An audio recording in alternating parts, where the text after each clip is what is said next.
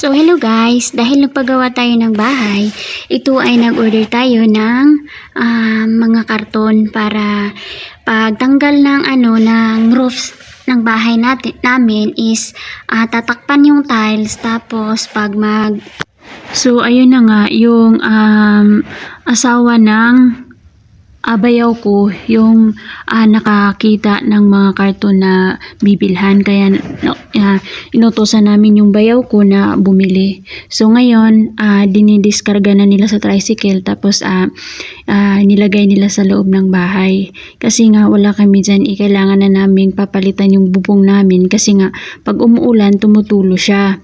So ayan, sobrang thankful lang namin sa kanila kasi andyan sila na mautusan namin mag-prepare ng kakailanganin sa pagpalit ng bubong namin. So maraming salamat sa bayaw ko at sa asawa niya na sila talaga yung aruga niyan. So at saka talagang hinanap pa nila yan kung saan makabili ng mga karton kasi nga tatakpan yung tiles sa lababo, sa sahig, sa tiris, kasi nga magwi-welding sila, kailangan may takip yung tiles para hindi siya masunog sa welding na yan, sa welding. Kaya nag-decide kami na karton na lang ilagay para matibay, kasi pag newspaper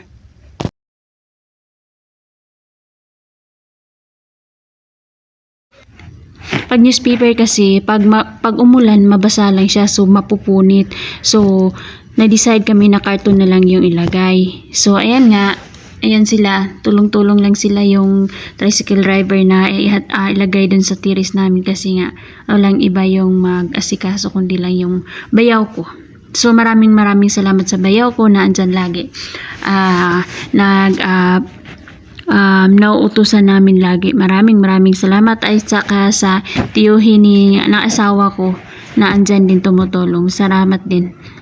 So ayun na nga guys, excited na kami para palitan yung bubong namin. Finally, hindi na kami matutuluan ng ulan pag umuulan. So matagal na namin tong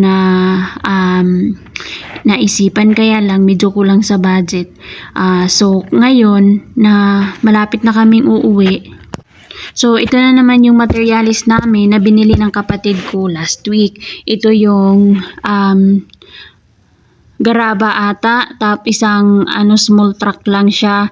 Tapos nagpabili din yung yung tiyuhin namin kasi siya yung gagawa sa bubong ng kabilya, hollow blocks, steel, tawag dito sa bubong, yung parang bakal yun.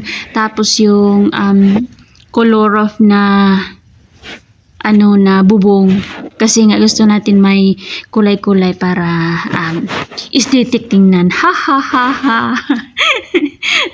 Pero kasi ngayon kasi kailangan na naming palitan kasi malapit na kaming uuwi. At least mapalitan namin na andito pa kami nagtatrabaho ng asawa ko. Tulong-tulong muna kami sa mga finances dito sa bahay kasi nga pag umuwi na kami, pag wala na kaming trabaho, di na namin basta-basta mapagawa yung bahay namin kasi nga syempre yung budget kulang na.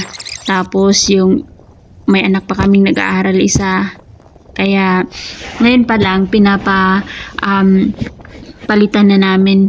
At saka medyo may kamahalan kasi, kaya kailangan lang ng tawag dito, tsaga lang talaga muna, budget, ganun. So ayun nga, tumutulong yung papa ni John, yung yung biyanan ko, tapos yung kapitbahay namin, tapos yan yung naka-green, yan yung tiyuhin ni John. So yung daanan kasi dyan sa amin medyo maliit lang, kaya nahirapan sila na i-deliver yung mga materialis sa bahay, kaya tiis muna.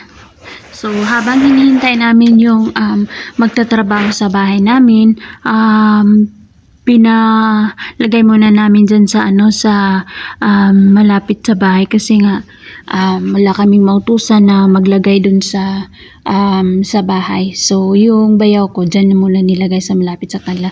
At saka itong roof na to, anong kulay niyan, chocolate brown. Kasi parang sobrang um, ano na kasi mostly sa mga bahay kasi ngayon mga pula, blue, maiba naman kami kaya yan yung pinili namin. Tapos ito yung mga hollow blocks, graba, yan. Tapos yan yung bahay namin. Hindi pa talaga as in tapos yan kasi kulang pa yan ng sanipa sana. Kaya lang naabutan kami na nagtulo na siya. So kailangan na siyang palitan. So mahal na mahal namin yung bahay na yan. Kasi pag umuwi kami dyan, yan yung titirahan namin. So ngayon, yung tiyuhan ni John, nilipat nila yung mga steel at saka yung mga yung roof dito sa ano namin bakuran para at saka nilagyan nila ng parang kahoy para hindi siya maano sa lupa. Yan yung kulay ng aming magiging bubong. So, excited na kami na makita yung bubong namin na ganyan, ganon. Alam mo yun na masasabi mo sa sarili mo ay sobrang proud kami ng asawa ko na nakapabahay kami ng ganyan, ganun. Tapos maglalagay pa kami ng gutter dyan, tapos alkuba, tapos palagyan pa namin ng ipatapos pa namin yung tile sa kusina, tapos may iiba pa kami sa loob ng ng bahay kasi nga may ipapatanggal ako dun. So, kailangan pa din namin magpa-install ng mga electric sa loob kasi nga gusto ni John na anong tawag dito? Yung nasa loob yung current, yung mga wire, yung mga ganun. Anong tawag dito? Please comment below kasi nakalimutan ko. So maraming salamat sa mga taong tumutulong sa amin kahit wala kami dyan. Kahit yung sa palayan namin. Maraming salamat sa sister-in-law ko at saka asawa niya. Sa mother-in-law ko rin. At saka sa ibang kapatid ni John. Thank you so much kasi andyan kayo na laging maasahan namin. Kahit wala kami dyan, laging sila yung tinatawagan namin, magpasuyo, ganyan. At saka ito si Dodong yung gagawa ng bahay namin. So, excited na talaga kami na matapos yan. So, hopefully, matatapos na yung ginagawa niya para makapag-start na siya sa amin. Supposed to be, nung Monday pa sana siya magtrabaho. Sabi naman ng kapatid ni John na booking daw siya. Siya daw yung una nakabuking sa kanya. So, ano na lang namin.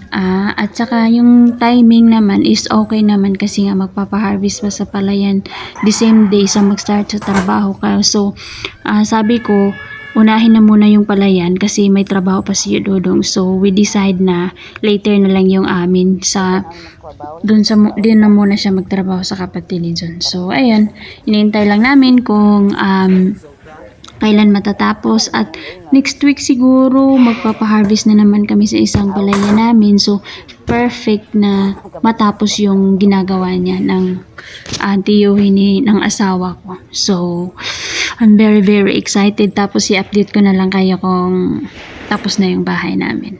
Okay? So, thank you.